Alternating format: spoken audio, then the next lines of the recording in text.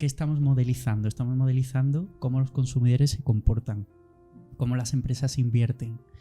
Incluso en las nuevas áreas de la economía, como por ejemplo la economía del comportamiento, cómo se modeliza la envidia. ¿Crees que la sociedad por naturaleza es consumista o que hemos llegado a ese nivel de queremos tener tanto que nos sentimos tan vacíos que llegamos a eso de necesito consumir tanto para sentirme completo? Hay un principio que es el de la no saciedad.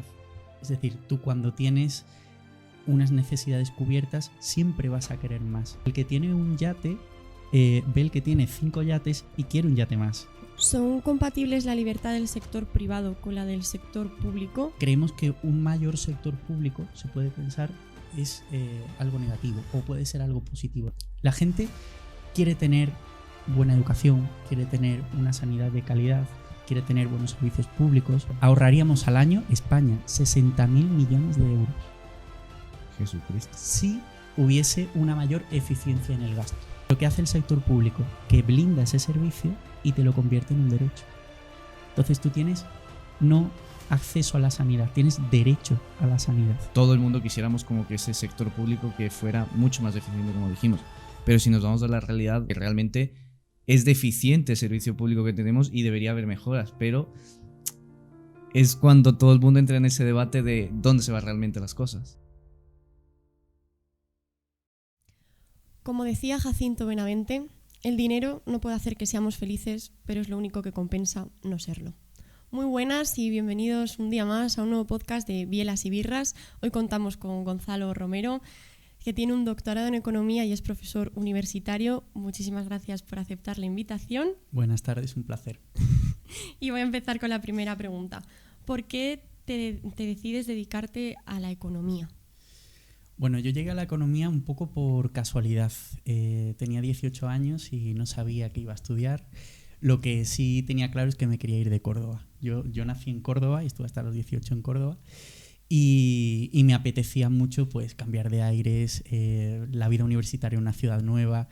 Y elegí, yo creo, una de las carreras que no había en mi ciudad para tener la excusa y decirle a mis padres, oye, pues quiero estudiar economía y economía da la casualidad que no está en Córdoba. Así que me dirigí por el tema de la economía y me fascinó la carrera. Pero porque me di cuenta que la economía, más allá de ser una ciencia de números, árida, de matemáticas, al final era mucho de sociología. Yo digo en clase muchas veces que los economistas somos sociólogos pijos, porque utilizamos modelos súper complejos, pero al final, ¿qué estamos modelizando? Estamos modelizando cómo los consumidores se comportan, cómo las empresas invierten. Incluso en las nuevas áreas de la economía, como por ejemplo la economía del comportamiento, cómo se modeliza la envidia, cómo los individuos pueden tomar decisiones que no son racionales en base a la envidia o en base al altruismo también. Entonces, partiendo de una carrera que yo pensaba que era de una manera, me fui convirtiendo pues en eso, en una especie de sociólogo raro que utiliza modelos, que utiliza matemáticas, pero que al final lo que intenta es comprender cómo funciona la sociedad, cómo funcionan las personas. Me gustaría hacer la consulta, has abierto un melón importante. En la parte de consumición, ¿tú crees que la sociedad por naturaleza es consumista o que hemos llegado a ese nivel de queremos tener tanto que nos sentimos tan vacíos que llegamos a eso de necesito consumir tanto para sentirme completo? Aquí pasa, bueno, desde el punto de vista de la economía, por ejemplo, hay un principio que es el de la no saciedad. Es decir, tú cuando tienes unas necesidades cubiertas siempre vas a querer más. Las necesidades son ilimitadas. Pero sí es cierto que las necesidades que están satisfechas, esto lo decía un sociólogo que es Maslow, no pueden ser satisfactorias. Es decir, si tú tienes una casa, tienes cobijo, tienes comida, eso ya no te satisface porque lo das por sentado y ahora quieres un coche, por ejemplo. Y cuando tienes un coche, ahora ves el vecino que tiene un coche mejor que el tuyo y quieres un coche como el del vecino. Y el que tiene un yate ve el que tiene 5 yates y quiere un yate más. Es decir, que al final las necesidades son ilimitadas. Podemos tener necesidades y en cierto modo eso es también lo que vertebra la sociedad de consumo. Una sociedad en la que impera pues las compras masivas para satisfacer las necesidades que son las que nos queramos inventar. ¿Son compatibles la libertad del sector privado con la del sector público y de qué manera las podríamos administrar?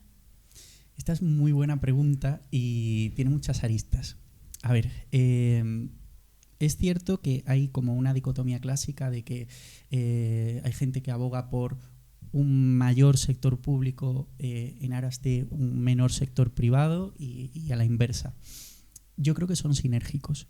Y a la vista está que donde hay un sector privado que es fuerte, también existe un sector público que genera confianza para los ciudadanos. Hay pocos países en los que encontramos un sector privado súper fuerte y un sector público pues, que sea muy, muy débil, paraísos fiscales, cosas así. Entonces, yo creo que son sinérgicos. Y esta pregunta es interesante, te decía, porque realmente nosotros, como sociedad, creemos que un mayor sector público, se puede pensar, es algo negativo o puede ser algo positivo. Realmente el tema central está en la eficiencia del sector público. La gente quiere tener buena educación, quiere tener una sanidad de calidad, quiere tener buenos servicios públicos. Es decir, yo vivo en el centro de Madrid y para venir aquí, pues si no hubiese comunicaciones que fueran eficaces, hubiese tardado mucho más y con todo y con eso he tardado. El sector público es importante, pero la eficiencia lo es, digamos, el tema central. Y por daros un dato, por ejemplo, si nos comparamos con la media de la OCDE, si nosotros estuviésemos en la media de la eficiencia del gasto público de la OCDE, la OCDE es el conjunto de países que tienen un nivel de renta superior a X, ahorraríamos al año, España, 60.000 millones de euros. Jesucristo. Si hubiese una mayor eficiencia en el gasto. ¿Eso qué implica? Tener administraciones más digitalizadas, tener un funcionariado de otra manera, es decir, más a pie de calle, menos burocrático. Por otro lado, también hacer acopio de muchas cosas del sector privado, por ejemplo, la competencia entre empresas, pues cómo se dan las licitaciones, eso también es una parte importante. Y luego, por supuesto, el control y la rendición de cuentas es muy importante. Entonces, yo creo que el sector público es muy importante. ¿Por qué? Porque el sector público lo que hace es que, por ejemplo, tú te pones enferma y quieres ir al médico. El médico, desde un punto de vista privado, es un servicio. Pero ¿qué hace el sector público? Que blinda ese servicio y te lo convierte en un derecho.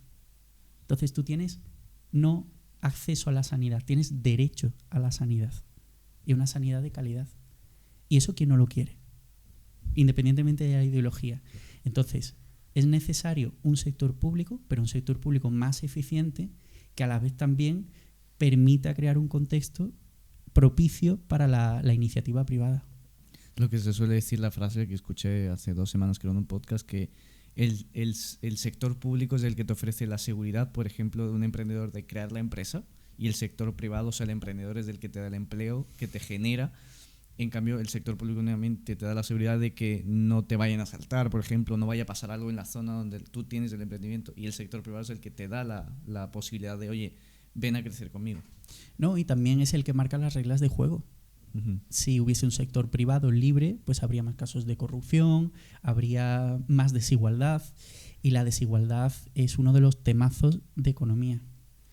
O sea que, a ver si yo me he enterado.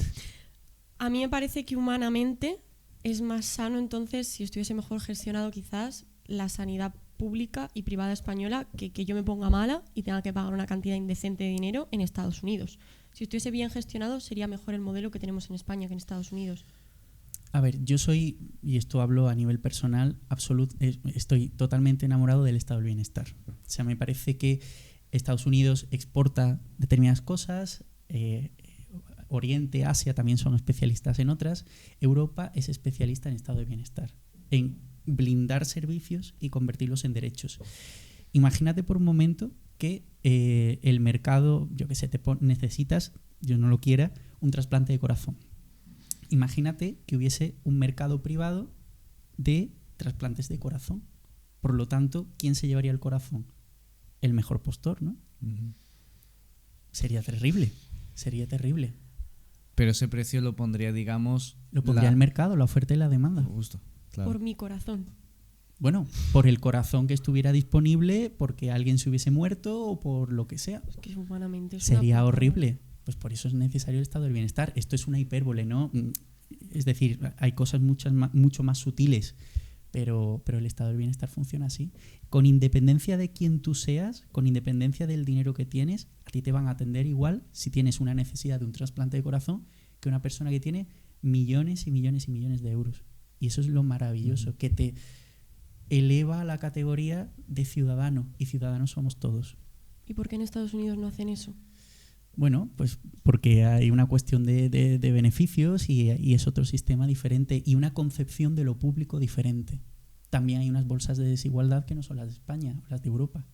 Pero entonces, por ejemplo, ahora basándonos en la realidad, como tú bien dices, yo coincido totalmente contigo en que todo el mundo quisiéramos como que ese sector público que fuera mucho más eficiente, como dijimos.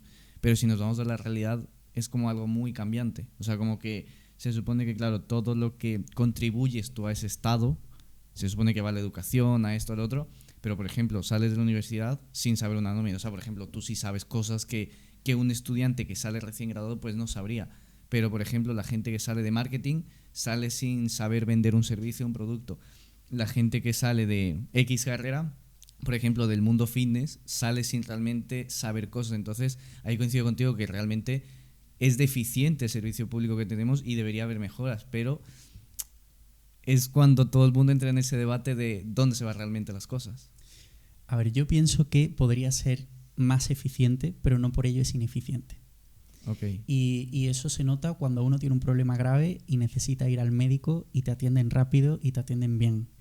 Por supuesto queda mucho por hacer y ya os digo, si nos acercásemos a la media de eficiencia del gasto público, es que somos el país 27º en términos de eficiencia del sector público de 39. Okay. Es decir, que es una faena, pero eso no quiere decir que sea ineficiente. Claro. Puede ser mejor.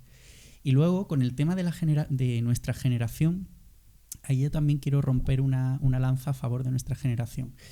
Somos una generación, hablando del tema de las universidades y tal, que nos llaman la generación de cristal, que nos dicen que tenemos la piel muy fina. Yo soy un absoluto enamorado de nuestra generación porque pienso que nos hicieron una promesa, que fue la misma promesa que nos hicieron a nuestros padres, ¿no? Que le hicieron a nuestros padres, de vas a tener una carrera universitaria y vas a encontrar un trabajo. Y nos hemos dado cuenta que una carrera universitaria no te conduce a un mayor salario. Es decir, esa linealidad a más educación, mayor salario, eso se ha roto totalmente. Ahora, que hay que formarse es fundamental. Se nota tanto una persona que está formada frente a una que no lo está. Tanto porque es una armadura ante la vida. La educación es una armadura ante la vida. Luego, por otro lado, nos prometieron que íbamos a tener una vivienda asequible, fácil. La realidad es que gente de mi edad, yo vivo solo en Madrid y de alquiler, por supuesto, y es un lujo. Y muchas veces he pensado, bueno, es que pago mucho, me voy a cambiar de piso y veo lo que hay y me quedo, yo no suelto mi casa hasta que dentro de 3 vidas me pueda comprar una. Y el tema es que todo lo que nuestros padres han vivido de forma natural, jolín, a nosotros nos está costando mucho. Entonces, cuando dicen, es que sois una generación que no le gusta el compromiso, que no le gusta... No, vamos a ver, es que yo para formar una familia, primero tengo que comprarme una casa, primero tengo que tener una seguridad económica. No es una cuestión de madurez, es una cuestión de elementos materiales que hacen que mi vida no sea lo mismo de estable que mi madre con mi edad. Entonces somos una generación que, oye, un aplauso por nuestra generación porque somos la más formada de la historia y sin embargo estamos combatiendo con muchas cosas que en el pasado pues, no estaban ni en el horizonte. ¿Tú crees que vivimos en un mundo en el cual, a ver, existen tiburones capitales? ¿A qué me refiero esto? A que, como tú bien dijiste antes, por ejemplo, el ejemplo de Estados Unidos, que vivimos en un mundo en el que el mejor postor es el que gana y que sí o sí nos toca combatir contra eso. Obviamente, como tú bien dices, yo creo que la persona más preparada creo que es la mejor. O sea, por ejemplo, los títulos que tú has tenido, la experiencia que tú tienes, creo que eso a una persona que sale de universidad lo combates totalmente. Entonces, ¿tú dirías que vivimos en una sociedad en la que por estas razones estamos muy separados o polarizados? Mira, son dos cuestiones distintas. Primero, paso a contestar lo primero y luego hablamos de polarización. Yo creo que desde un punto de vista sociológico, lo de clase social, el concepto de clase social se ha roto. Ahora hablamos de posición social. Posición social implica que tú puedes ser en gran parte escultor de tu historia. Quiere decir que si te preparas, si te formas, si te esfuerzas, es más probable que tengas éxito en la vida. Ahora, funcionan y entran en juego otros aspectos, la suerte, de donde vengas.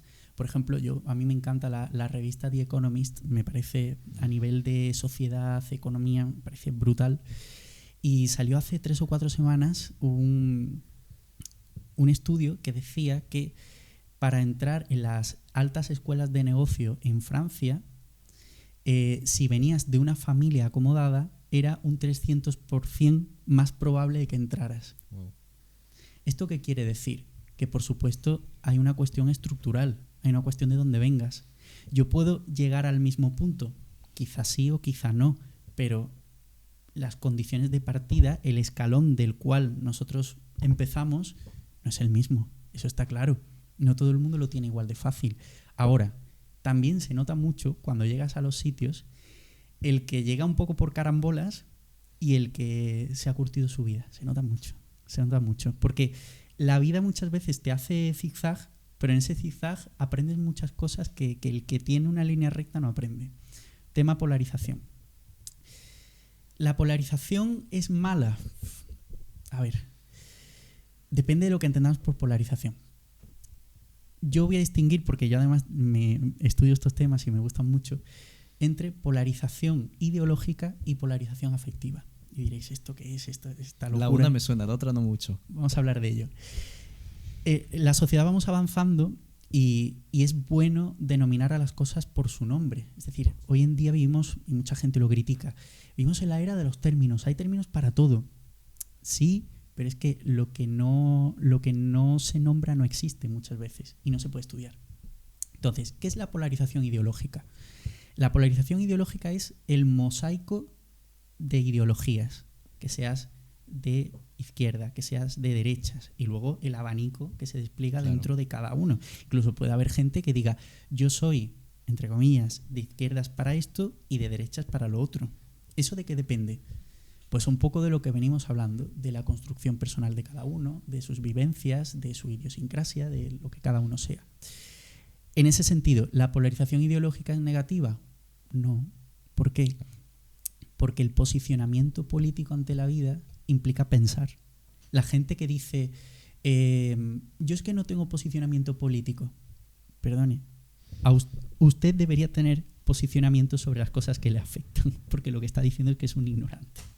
Claro. Entonces, que todo ese mosaico de identidades se vea reflejado a nivel parlamentario, a nivel institucional, es deseable, porque toda la sociedad está representada. No hay una tiranía de unas mayorías frente a unas minorías, o al revés, que también puede ocurrir. Se ve, por ejemplo, en Cataluña, cómo Cataluña pues, está condicionando al resto de España. Entonces, la polarización ideológica gestionada de forma idílica es buena, porque implica una sociedad madura. Fijaos, las sociedades, en base a esta lógica, más polarizadas ideológicamente son las más maduras democráticamente, porque todo el mundo tiene expresión en las instituciones.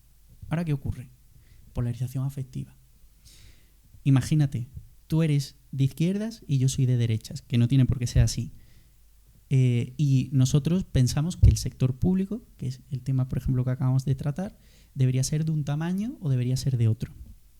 Vale, pues ahora yo pienso que Koba es una mala persona porque piensa distinto a mí. Es decir, yo estoy creando una falacia ad hominem, me estoy llevando a lo personal una cuestión que es simplemente opinativa. Tú piensas que el sector público, te he dicho que eras de izquierdas o de derechas. De izquierdas.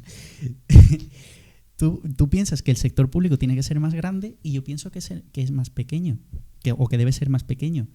Pero ¿eso implica que no podemos estar de acuerdo en nada más? ¿Eso implica que tú eres mala? ¿Eso implica que yo no me pueda tomar un café contigo? Entonces, esa es la polarización afectiva. Es decir, llevar al terreno personal las discrepancias ideológicas. Y eso es un problema a nivel institucional. ¿Por qué? Porque paraliza las instituciones. Yo a lo mejor no me voy a llevar o no me voy a poner de acuerdo, pues no me gusta utilizar la palabra llevarme bien, no me voy a poner de acuerdo contigo en tema de inmigración, pero es que a lo mejor sí en temas de medio ambiente, y es que nuestro país necesita a lo mejor un pacto de Estado en materia de transición ecológica. Entonces, utilizando la economía, hay un coste de oportunidad, estamos renunciando a algo muy grande por el hecho de manifestar una discrepancia.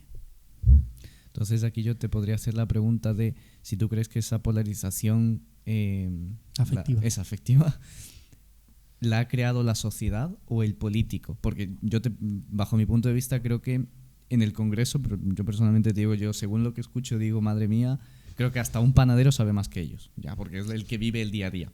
Entonces, llega ese momento del discurso de que tú eres esto por esto, tú eres de este lado, tú eres de extremo, o sea, no llegan nunca a ese punto medio de decir, venga, vamos a ver las cosas, vamos a arreglar, o siempre dan discursos vacíos, que yo he visto muchos políticos que les preguntas algo y te dan 10 veces la vuelta y no te consiguen decir nada, entonces como que, ¿qué cosas está pasando? Entonces, claro, esto también lo veo yo, por ejemplo, ahora que está lo del Parlamento Europeo, muchos eurodiputados que hablan y no llegan a nada. Y es como que otras personas que han vivido eso y que, pues bueno, por estudios o lo que sea, han llegado a ese puesto, dicen, oye, pero esta otra es la realidad. Entonces, claro, yo creo que esa polarización, aparte de que obviamente ya se la contagias a la sociedad, empieza desde arriba cuando tú das un discurso de es que si tú piensas así, eres de esto. Si tú piensas mal, o sea, si tú no piensas como yo, eres de esta otra manera. Es un tema muy interesante ese y me obligas en cierto modo a meter una mini chapa y luego seguimos, ¿vale? Voy a ponerme un poco académico.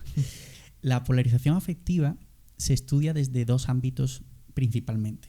El ámbito individual, que tiene que ver con el individuo, la sociología del individuo, y el ámbito institucional, que tiene que ver con, como dice su nombre, las instituciones, el Parlamento, las distintas administraciones.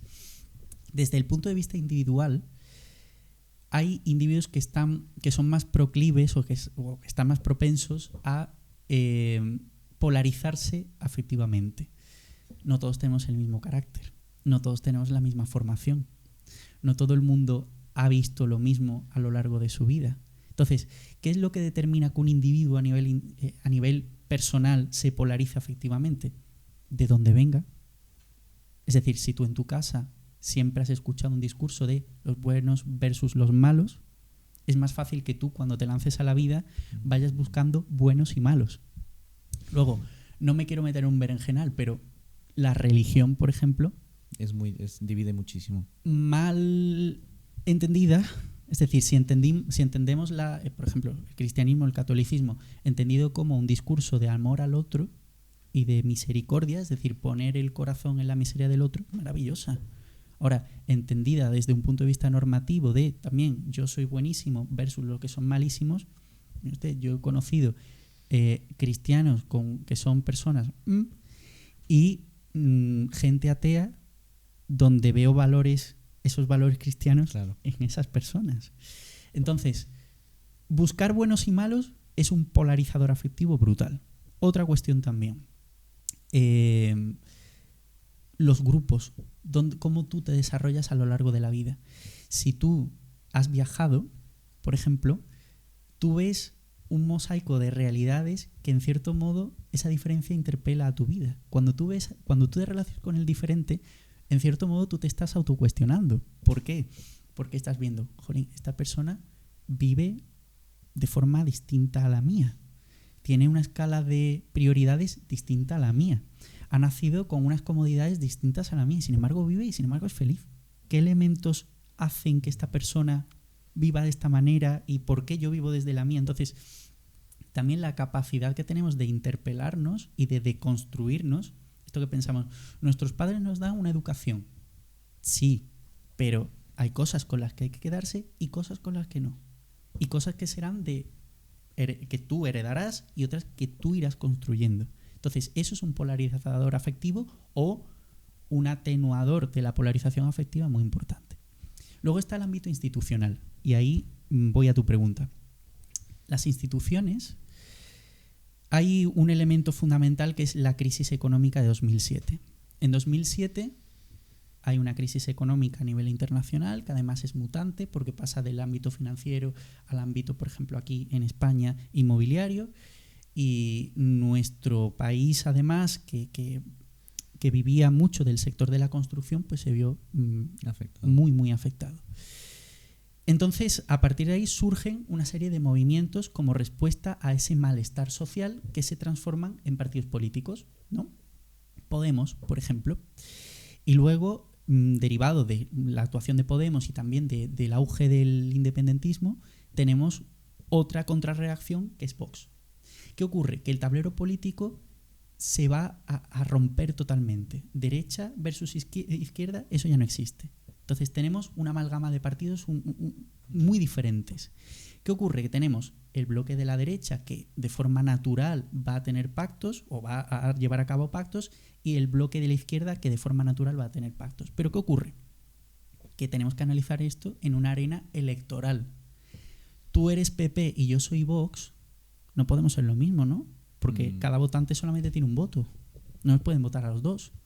Entonces, ¿qué ocurre? Que se intensifica la diferenciación. Se intensifica más los buenos versus los malos. Es decir, yo ya no solamente tengo un rival que está en el otro hemisferio político, es que tengo un rival dentro del hemisferio político. Entonces, no solamente tengo que criticar yo como Vox a PSOE y a Podemos, sino también al PP. Lo que pasa actualmente. La derechita cobarde. ¿Qué es derechita cobarde? Polarización afectiva. Entonces, ¿qué ocurre? Que el sistema de partidos multipartidista sí expresa una mayor variedad de opiniones, pero a la vez dificulta mucho más el consenso y los pactos de Estado porque hay que diferenciarse. Entonces, esas son las dos ramas de la polarización afectiva. En relación con lo que comentabas, entonces, ¿podríamos decir que la polarización afectiva es lo mismo al odio? No es lo mismo, pero puede conducir al odio. A ver, ¿qué es el odio? El odio al final es el bienestar propio ante el malestar ajeno. Ese es el odio. Yo odio algo cuando deseo que a un colectivo, a una persona, le vaya mal. Luego el odio ha existido desde el principio de la historia y hay distintos tipos de odio, ¿no? El familiar que te tiene pelusa, el amigo que te envidia porque tienes más que él, el compañero de trabajo que te hace la Pascua. Es decir, el odio es muy poliédrico, tiene como muchas aristas. La polarización afectiva yo creo que no va tanto por el tema del odio, sino por el tema de la intolerancia. Al final, yo voy contra lo que no conozco. La polarización afectiva tiene mucho de no conocer. Por ejemplo, cuando se propone el matrimonio igualitario aquí en España y se empiezan a casar gente del mismo sexo, hay mucha gente que está en contra. Y la pregunta es, ¿por qué tú estás en contra de que alguien tenga los mismos derechos que tú? Probablemente por desconocimiento y probablemente porque tienes un sistema de prejuicios en el cual has sido educado o que tú has asumido como propios. Tampoco le vamos a echar la culpa siempre a nuestros padres. Es decir, tú también vas creando tu sistema de creencias a lo largo de la vida, que hace que un colectivo o que una determinada persona para ti sea mala. Y tiene mucho también que ver con los juegos de poder, con las hegemonías. Es decir, si un sector de la sociedad siempre ha decidido por toda la sociedad y hay un momento en la historia en el que hay gente que empieza a tener más derechos o los mismos que tú y empieza a tener representación en los espacios de poder, tú sigues teniendo representación, pero tu cupo es menor. Hay gente que también tiene voz y que forma parte de la sociedad y que va a empezar a decidir. Entonces, la polarización afectiva en parte también es una respuesta reaccionaria ante la intolerancia y ante lo que no comprendemos. Y esto no tiene mucho, lo que no comprendemos también es muy complejo de analizar porque no tiene mucho que ver con los libros. Yo he conocido gente rodeada de libros que son catedráticos incluso, que no son catedráticos, son, con perdón, catetáticos. ¿Por qué? Porque si tú estás rodeado de libros, pero lo que decíamos antes, no sales, no exploras, no te interpelas a ti mismo, no te cuestionas, sino que toda la literatura, toda la bibliografía que tienes, la utilizas para reafirmarte. Si yo leo 70 libros que me dan la misma razón o que me dan la razón sobre lo mismo, yo estoy creciendo, pues es cuestionable, ¿no? Entonces, la polarización afectiva tiene mucho que ver con abrirse o no abrirse, o más bien no hacerlo, ante el que es diferente. Y al final, cuando te abres al diferente, te das cuenta que tiene unas necesidades muy parecidas a las tuyas. Que cuando rompe con su pareja, lo pasa igual de mal. Que cuando tiene hambre, baja al supermercado igual que tú. Que le encanta, si puede permitírselo, irse de viaje con amigos. Y no es tan diferente. Y a lo mejor lo que te separa de esa persona es una estética, con quién se mete o no en la cama, que te afecta, es decir, que yo sea gay o hetero y me acueste con X o Y, como amigo, a ti que te afecta, o como hijo, a ti que te afecta. ¿Qué diferencias hay entre yo hijo gay o yo hijo hetero en mi rol de hijo? Ninguna. O en mi rol de amigo. Pues eso es polarización afectiva. Y ahora voy a utilizar un término que es un palabra, pero lo explico, que es el de equidistancia moral. Y explico. Explico qué significa. ¿Qué es la equidistancia? La equidistancia es una separación de la misma distancia frente a un centro. Pongo un caso, el cambio climático. Hay muchos ecos de a favor o en contra del cambio climático, igual que los hubo hace unos años de a favor o en contra del matrimonio igualitario. Entonces, la equidistancia moral es un juego que hace la prensa, que hace, ahora voy a poner otro caso también muy mediático, que hace la sociedad sobre temas que parece sobre los cuales nos podemos posicionar a favor o en contra. Pongo un ejemplo. Hace un par de semanas, no digo ideología, en un programa llamaron a un catedrático de ecología para hablar sobre el calentamiento climático y todo lo que tiene que ver con la necesidad de una transición ecológica, es decir, elaborar políticas que luchen contra el cambio climático. Llamaron por teléfono a una política muy famosa española que entró y dijo: "Buah, pero es que aumente 1 grado la temperatura global del planeta, ¿qué es 1 grado?". El otro llevaba media hora explicando que un aumento de 1 solo grado en la temperatura global del planeta tenía un impacto brutal sobre los ecosistemas, sobre la orografía, es decir, sobre el terreno, muchas costas que además iban a desaparecer, es decir, sobre la economía, todo está relacionado. Y ahora te llega una persona que se muestra en una posición equidistante a la tuya y que plataformas, etcétera, le dan el mismo nivel de validez. Entonces tienes a una persona que lleva estudiando frente a otra persona que da su opinión y para la audiencia se presentan en igualdad. Eso es equidistancia moral. Pongo otro ejemplo. No tiene nada que ver con economía. El caso de Daniel Sancho. Daniel Sancho mata y descuartiza a un hombre colombiano en Tailandia. Este hombre colombiano es homosexual, no reconoce su sexualidad, viene de un país, digamos, con un nivel de renta inferior al de España, y nada más que por eso ya la sociedad lo coloca en un nivel inferior y se crea un debate en los medios, quién es la víctima y quién es el verdugo. Y ha habido medios de comunicación que han dicho, bueno, no, pero es que él era su rehén, mira, yo soy rehén de alguien y yo me voy a la policía, no mato y descuartizo. Entonces, aparte, los delitos son delitos por ellos mismos, no por los prolegómenos, lo que haya ocurrido antes. Y los medios de comunicación, por ejemplo, han posicionado a la sociedad a favor o en contra de Daniel Sancho. ¿Existe un debate equidistante frente a eso? Pues eso ocurre un montón de veces en la prensa y en general. Otro caso, por ejemplo, planteo una pregunta que puede ser incluso aberrante. ¿Estáis a favor o en contra de que los negros sean personas? Wow, ¿no? O sea, Diríais, menudo tío sinvergüenza que piensa esto. Esto fue una pregunta en su momento. En el año, por ejemplo, 64, en Estados Unidos, había una protesta de negros, gente de color, que quería ganar derechos. Y como forma de protesta, creo que era en una ciudad del estado de Florida, si no me equivoco, se tiraron a una piscina de un hotel. Y el dueño del hotel echó ácido clorhídrico en la piscina. He visto esa imagen. Es brutal, es brutal. He visto esa imagen. Es brutal. Bueno, pues la prensa internacional cogió esa foto, se hizo la foto y se propagó por todo el mundo.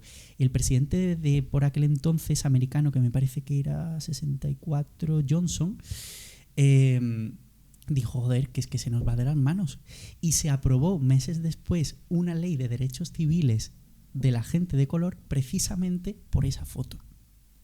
Entonces, la equidistancia moral, si yo ahora te pregunto, ¿los negros son personas o no? Tú dirías, ¿cómo me preguntas eso? Estoy seguro que dentro de 100 años el cambio climático existe o no. ¿La gente homosexual se debería casar o no? ¿La mujer tiene el mismo derecho que el hombre? Serán preguntas que estén al mismo nivel que esa ida de olla de pregunta de ¿son los negros personas o no? Eso es equidistancia moral.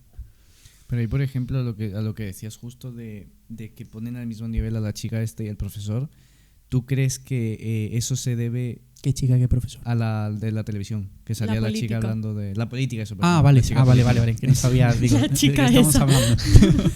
Ahí yo llegaría al punto entonces de que la sociedad no tiene un pensamiento crítico de saber discernir entre lo malo y lo bueno. Que eso es lo que yo veo que actualmente pasa, de que a mí me pasan 10 noticias, pero yo no sé distinguir si esta es verdad, si esta es mentira. Y con tanta información, tanto fake news como se suele decir ahora, y tanta cosa que te bombardean, ya no sé, digo, como qué mierda, y ahora qué es lo que debo de creer, qué no debo de creer. Entonces no existe un pensamiento crítico de la sociedad de pararse y pensar esto o esto. Ahí está el tema de las falacias. Yo, por ejemplo, doy en la universidad la asignatura de Economía del Comportamiento y estudiamos los tipos de falacias. Por ejemplo, una falacia que se llama, digo el palabra y ahora te explico. Falacia ad antiquitatem, en latín, significa que yo pienso esto porque siempre lo he pensado así. Es decir, yo pienso que la gente de izquierdas es mala o la gente de derechas es mala porque siempre lo he pensado así. Porque en mi casa se ha dicho que el rojo es malo o que el azul es malo. Y yo eso me lo llevo a mi mochila. Y no me paro a pensarlo. Y entonces, soy de derechas y leo cosas de derechas. Soy de izquierdas y leo cosas de izquierdas. Entonces, en el momento en el que en la tele suena algo que me suena bien, le doy veracidad. Y luego pasa una cosa. Sale una persona en la tele que me cae bien porque me da la razón y le doy veracidad. Falacia ad antiquitatem. Ad antiquitatem. Ad antiquitatem. Ad antiquitatem. Suena como Wow. baile. Qué locura. Te quería preguntar, Gonzalo, voy a abrir un melón. Venga, En las últimas votaciones vi mucho en redes sociales. nacionales. Sí, vi mucho en redes sociales si el voto de una persona, en tu caso, que se ha preocupado por su desarrollo humano, social, debería de valer lo mismo que una persona que se preocupa en hacer viral un vídeo en redes sociales por no saber ni hablar. ¿Qué opinas tú respecto a Bueno, esto? eso es equidistancia moral, ¿eh? Que pienso que cada persona tiene derecho a participar de la democracia de la misma forma porque la democracia impacta en su vida de la misma forma. Entonces, tú puedes estar muy formado, por ejemplo, en mi casa no se entiende una persona que no tenga carrera universitaria. Es decir, yo afortunadamente no me ha costado estudiar mucho esfuerzo, pero si hubiese sido un mendrugo hubiese tenido que tener una carrera, porque en mi casa no se entiende una persona que no tenga estudios. Y puede pasar lo mismo pues en una casa, por ejemplo, donde no haya estudios. Hay mucha gente que rompe ese techo y al final es la primera generación que tiene estudios universitarios, pero si no eres un buen estudiante y en tu casa no te incentivan y tú no tienes un modelo a seguir, va a ser más difícil que tengas estudios. Por tanto, no podemos establecer ciudadanos de primera clase y de segunda clase. Todos tenemos que participar en la democracia porque a todos la democracia nos impacta. Ahora bien, y respondo en cierto modo a tu inquietud, la representación en la democracia se puede hacer de formas muy distintas. Yo entiendo que si eres ministro de Economía, tienes que saber de economía. Yo entiendo que si tú tienes que ir a un foro internacional, tú tienes que ser respetado a nivel internacional. ¿Y cómo vas a ser respetado a nivel internacional? Por tu trayectoria profesional. Entonces, entiendo que tiene que haber posiciones de poder que estén justificadas. Ahora, abro otro melón relacionado con lo tuyo. Tenemos una catedrática, por ejemplo, de Derecho, creo que es tributario, si no me equivoco, creo que es Derecho tributario o administrativo, no estoy seguro, que es Marina Echevarría, que es trans, es catedrática y es una eminencia en lo suyo.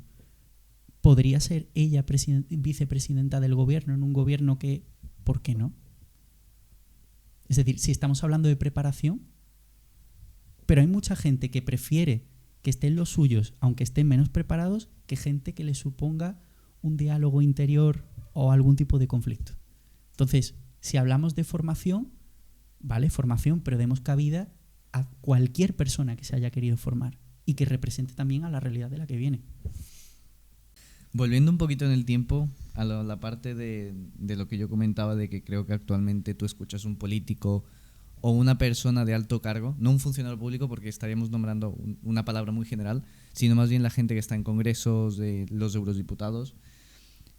Estuvimos preguntando en Ecuador cuál es la formación que la ciudadanía creería que un político debería tener. Y mucha gente decía, pues creo que es la persona mucho más preparada porque es la persona encargada de llevar toda la gestión pública y que abarca una nación entera. Entonces, aquí a mí me gustaría hacerte la misma pregunta. ¿Qué tipo de preparación crees tú que debería tener un político y por qué no la tienen, a mi punto de vista, y también quiero saber tu opinión, hoy en día? La política es muy compleja y tiene muchos niveles. Y no en todos los sitios se hace lo mismo. Por tanto, como las tareas son distintas, la preparación tiene que ser también distinta. Y antes hablábamos de pues, la titulitis y lo poco que servía y tal. Voy a poner un caso. Como decía antes, si tú eres ministro de Economía, tú tienes que saber de economía y tú tienes que ser respetado en los foros a los que vas. Y vas a ser respetado por tu trayectoria profesional. Está claro que hay puestos donde no hay tu tía. Tienes que saber de lo que hablas. Sin embargo, la política, por ejemplo, a nivel local es muy diferente. ¿Tú quieres que un concejal sea un experto, qué te digo yo, en zoología? ¿O quieres que esa persona te escuche, entienda las necesidades, conozca el barrio, conozca a los vecinos? Entonces, es que el conocimiento es muy perspectivista, es que depende. Y una cosa es política y la otra también es política. Entonces, hay perfiles de política nacional que obviamente tienen que tener un mayor grado de conocimiento de los temas que tratan, pero sobre todo en la política local, la empatía, la cercanía, son cuestiones muy importantes que yo no soslayaría o yo no denostaría. Es decir, que el político, hay muchos políticos y luego un político no es un funcionario. Los altos funcionarios de nuestro país son maravillosos y tienen una formación maravillosa porque pasan unas pruebas muy duras. Obviamente el proceso es mejorable, el proceso de selección, pero yo creo que capacita mucho al funcionariado de este país. Es decir, yo pienso que no se pueden meter en el mismo saco. De hecho, los altos funcionarios muchas veces son el control, porque ellos las legislaturas cambian o pasan y los gobiernos cambian, pero un alto funcionario, un abogado del Estado, por ejemplo, un diplomático, es un funcionario. Y por tanto ejercen también una labor de control de una idea loca que pueda tener un político. En la medida en que ese político, estamos hablando de las altas esferas políticas, sea también o funcionario o profesor universitario o entienda del tema, pues menos ideas locas tendrá que haya que parar. Pero es que la política engloba muchas cosas. Al final, los grandes perfiles políticos es que son una amalgama de muchas cosas. Y luego te das cuenta, mira, yo recuerdo, y esto me parece, os voy a poner un ejemplo súper zafio. Yo vengo de Córdoba y no sé si os acordáis de la figura de Sandokan. No os acordáis, ¿no? Bueno, pues era un personaje tragicómico de la escena andaluza que era el dueño del Tívoli, que estaba en Málaga. Tívoli si te suena, ¿no? Entonces, este tío ganó un montón de dinero y él se presentó a la política en un determinado momento de su vida, y él en los mítines decía: yo en mi vida he leído un libro, ni pienso leerlo, porque mi mayor escuela es la calle. Y la gente le aplaudía que flipas. Entonces, la política también es el arte de acercarte a tu público objetivo. Claro. Si yo quiero ser, que no es mi objetivo, porque yo estoy en otra historia, alcalde de un pueblo de 5.000 habitantes, pues no te voy a soltar un speech de macroeconomía aplicada. Claro. Y ahí está también el populismo, que es un gran tema. El populismo, ¿qué es? No tiene nada que ver con la polarización afectiva. Es decirle a la sociedad lo que quiere escuchar, crear un enemigo común y a partir de ese enemigo común manipular a la sociedad. Entonces, la política también bebe mucho de esto. Y luego está pues el tema del político profesional, ¿no? Que también es una cuestión. Hay políticos que son profesionales y llegan a la política, y luego hay profesionales políticos que no se van ni con agua caliente de la política. ¿De dónde nacen esos odios políticos o esos odios de ideología o discriminación que tanto hemos hablado ahora actualmente? De tú eres esto, tú eres lo otro. ¿De dónde nacen?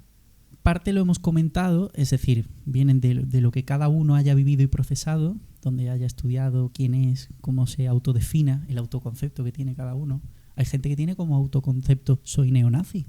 Es un autoconcepto, es una autodenominación. Soy neonazi. Ostras, esto no lo cortéis así, porque no. O sea, nada más lejos de la realidad, ¿eh? ¿Cómo se llama el podcast? Bielas y birras. Espectadores de Bielas y Birras, nada más lejos de la realidad. Pero lo cierto es que nuestro autoconcepto es muy importante a la hora de posicionarnos en la vida. Y luego hay muchos autores que han estudiado de dónde nace la discriminación o la segregación, que sería el concepto sociológico. Y, por ejemplo, tendemos a pensar que viene de la raza, ¿no? La raza es un gran segregador de la sociedad, ¿no? El negro, el chino, el no sé cuánto. Hay una catedrática de ética de la Universidad de Valencia que es una maravilla, os la recomiendo, que es Adela Cortina. Adela Cortina habla de un término que es el de aporofobia. Aporofobia viene del griego. Aporos significa pobre y fobia, miedo a. Entonces, la aporofobia lo que viene a decir es que la sociedad no le tiene miedo o no siente repulsa hacia el extranjero, sino hacia el pobre. Yo os pongo un caso. Si os vais, por ejemplo, a Sotogrande, en Sotogrande hay mucha gente no española que tienen mucho dinero y son extranjeros. Y a ese extranjero no se le hace asco, o sea que no. El que viene con dinero, el turista que viene con dinero, ¿cuántas veces se lía, por ejemplo, en la Costa del Sol? Porque es una realidad que me es cercana, por ingleses, franceses, etcétera. Y sí, se habla del balconín, se habla de las borracheras, se habla de tal, pero bueno, ya está. ¿Por qué? Porque aportan dinero. Puerto Banús. Entonces, Puerto Banús, por ejemplo. También pasa en Gandía, toda la costa también. Es decir, el Mediterráneo en general podemos aplicarlo a muchos casos y muchas zonas. Pero lo cierto es que ahí no se está discriminando por raza, se está discriminando por nivel de ingresos. Cuando hablamos de inmigración, ¿de qué hablamos? ¿Del inmigrante que viene con dinero? No. Hablamos del pobre que está en la calle. Entonces, en el fondo, toda la xenofobia, o no toda, pero una gran parte de la xenofobia es aporofobia, es rechazo al que tiene menos. Y esto lo relaciono también con el tema del capitalismo. Vivimos en una sociedad muy de tener, muy de soy lo que tengo y no soy lo que soy. Luego hay gente que se arruina y tal, y hay grandes depresiones y hay grandes fracasos porque creemos que somos lo que tenemos y no somos lo que somos, lo que construimos. Entonces, yo pienso que las personas más sanas emocionalmente son aquellas que mantienen de forma constante su autoconcepto independientemente del momento vital en el que estén. Eso es importante. ¿Qué papel juegan las redes sociales en todo esto? Pues mira, las redes sociales se estudian mucho desde el prisma de la polarización afectiva y se ha determinado desde un punto de vista más académico que son aumentador o un intensificador de la polarización afectiva. Y me explico. Los grandes grupos reaccionarios han encontrado en las redes sociales un caldo de cultivo, no solamente para unir a más fieles, sino también para tener un altavoz. ¿Por qué? Volviendo al tema que decía anteriormente, se entiende que en una televisión, ya sea pública o privada, no vas a llevar a un neonazi para que dé su punto de vista sobre un tema sensible en ese aspecto. Y si lo llevas es en plan equipo de investigación, cosas así, ¿no? No le das, no pones a un tertuliano que sea neonazi y le das el mismo valor que una persona que no lo sea. Entonces, en las redes sociales, igual que hablo de neonazis, puedo hablar de 50.000 grupúsculos, incluso religiosos, es decir, el yunque, por ejemplo, todas estas cuestiones que están detrás de algunos partidos, que todos sabemos, pues también beben de eso. Entonces, las redes sociales son un catalizador de ese odio. Y luego también hay una cuestión muy interesante que es el anonimato en redes sociales.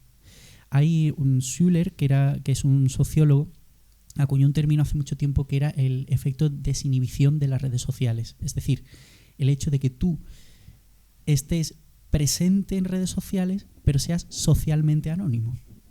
Eso te da un poder de destrucción tremendo. Tremendo. Y muchas veces se ha hecho estudios de que esa gente simplemente no odia, simplemente quiere hacer mal. O sea, es una cuestión de malicia, no hay un odio. Yo cuando alguien insulta a otra persona por redes sociales, no es que tenga algo contra esa persona, es simplemente crear una situación de caos, una situación de estrés en redes sociales. Y esto también forma parte del negocio. Es decir, las redes sociales permiten perfiles anónimos porque también hay un interés.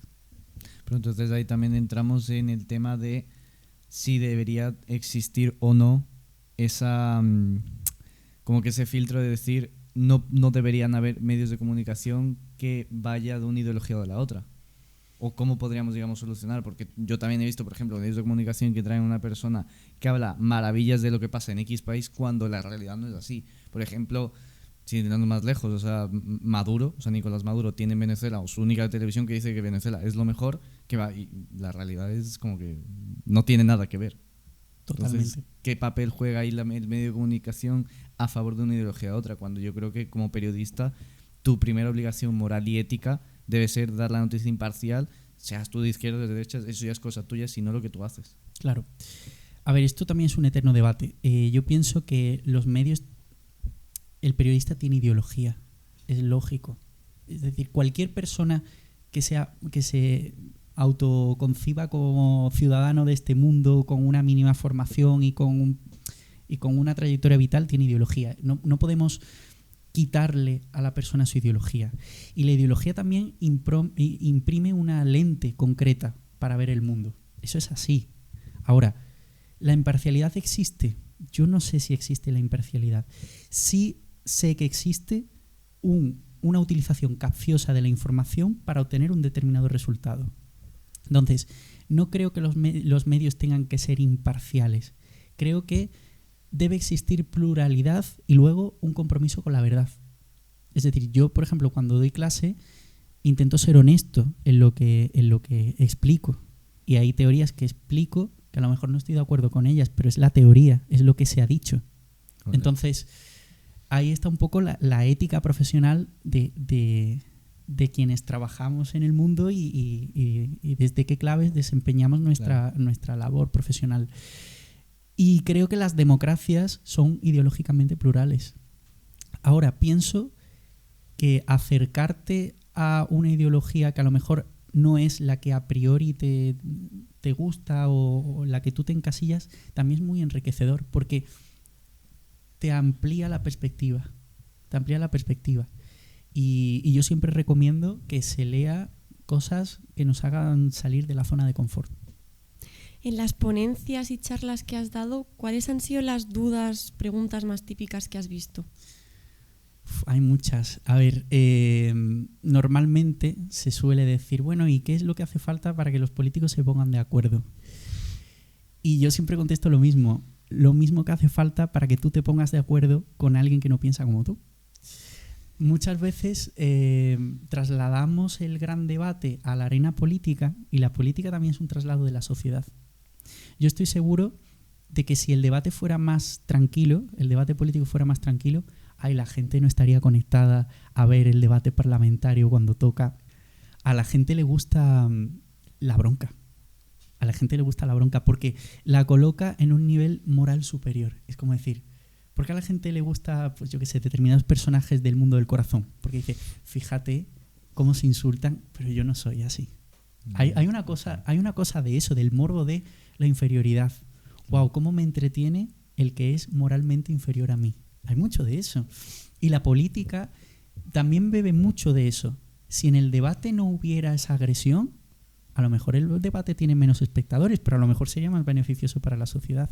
Entonces, no me vale que la sociedad pida grandes acuerdos de Estado cuando no son capaces de tomarse un café con quien piensa diferente a ellos.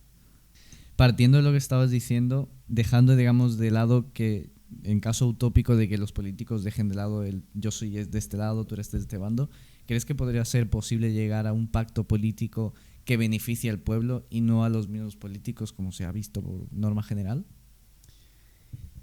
Pues es una pregunta muy complicada. Yo creo que si tuviera la respuesta la correcta no estaría aquí, estaría en otro sitio.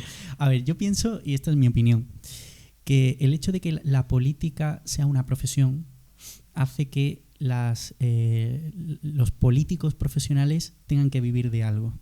Y el político profesional vive del titular. El titular es lo contrario a un pacto de Estado. De hecho, cuando se estudia la polarización afectiva desde un punto de vista institucional, lo primero que erosiona es la calidad de las instituciones, es la capacidad de llegar a consensos. ¿Qué ocurre, por ejemplo, con el sistema de pensiones? El sistema de pensiones es un marrón que nos vamos a volver a comer nuestra generación, que no os hacéis una idea. Correcto. Entonces, ¿y por qué no se trata? ¿Y por qué no se hace? Porque se hacen reformas cosméticas, ¿no? Y algunas más efectivas, ahora se ha hecho una hace poco, pero no hay una reforma en profundidad. Por dos razones. Primero, porque implica recortes e implica hacer cambios profundos. Y eso no les va a gustar. Claro, eso a corto plazo, eso no es electoralista. Decirle a la gente, señores, que va a haber un momento en el que o esto lo cambiamos o se nos va a la mierda el estado del bienestar tal y como lo concebimos. Puede haber otras fórmulas. Entonces, el político profesional busca el titular. Y el profesional, en cierto modo, también se ahoga en la política. La política entendida como este mar de crispación que tenemos hoy en día. Entonces, un pacto de Estado, ¿qué requiere? Requiere gente preparada, requiere luces largas. Es decir, un pacto de Estado no se agota en unas legislaturas, sino que requiere un trabajo de varias legislaturas. En varias legislaturas va a haber distintos colores en el gobierno. Entonces, ¿de qué forma el siguiente gobierno va a continuar la tarea? Solo si entiende que esa tarea también es suya. Entonces, ¿cómo podemos crear un pacto de Estado? Sentándome a negociar y que tú sientas que en el papel esto no es un juego bipersonal de suma nula donde yo gano y tú pierdes, sino que tu espíritu, lo que tú entiendes que debe ser la sociedad, lo que a ti te parece bueno, porque la política va mucho de lo bueno, lo deseable, que es totalmente perspectivista, también está reflejado en ese papel. Con el compromiso de que en mi legislatura yo voy a implantar lo firmado, pero que cuando pase mi legislatura tú vas a implantar lo firmado, porque tú sientes que eso es mío. Mira, la Constitución, todo el mundo saca pecho de la Constitución. Y la Constitución fue un grupo de gente que renunció a muchas cosas por llegar a un acuerdo común. Okay. No hay nadie que te hable de la Constitución como fue el acuerdo de los padres de la Constitución, que hay alguno vivo, fue el acuerdo de mi vida. Nadie dice eso. Todo el mundo dice, yo no salí ganando del todo, pero salió algo de lo que sentirme orgulloso. Y todo el mundo habla de la Constitución. ¿Por qué? Porque todo el mundo se siente parte en el tiempo de esa escritura. ¿Por qué no lo podemos hacer volvemos a lo mismo, cambio climático? ¿Por qué no lo podemos hacer en sostenibilidad del sistema de pensiones? ¿Por qué no lo podemos hacer con el tema, por ejemplo, de energía? Los grandes temas de nuestro tiempo. No, porque lo que importa es el titular. Pero es que un pacto de Estado requiere mucho, mucho tiempo, tanto de diseño como de ejecución. Pues bueno, Gonzalo, agradecerte enormemente por haber venido. Creo que nos has aclarado a mí, a la audiencia, a Koba, hasta James, a todo el mundo, demasiadas cosas. Como ya os he dicho, fuera de cámaras y dentro de cámaras, creo que este tipo de espacios de debates de gente que piensa igual, que piensa diferente, son importantes porque creo que actualmente no existe un pensamiento crítico en la sociedad, todo el mundo se va por un lado o por otro, y creo que la idea de que tú pienses distinto a mí es bueno porque eso se crea el diálogo, se crea el debate. Así que agradecerte nuevamente, y a todas las personas que han visto el podcast, pues igualmente espero que os haya gustado, que os haya parecido súper interesante. No olvidéis suscribiros y todo, que eso es gratis, y sin más que añadir, nos vemos en otro episodio. Hasta la próxima.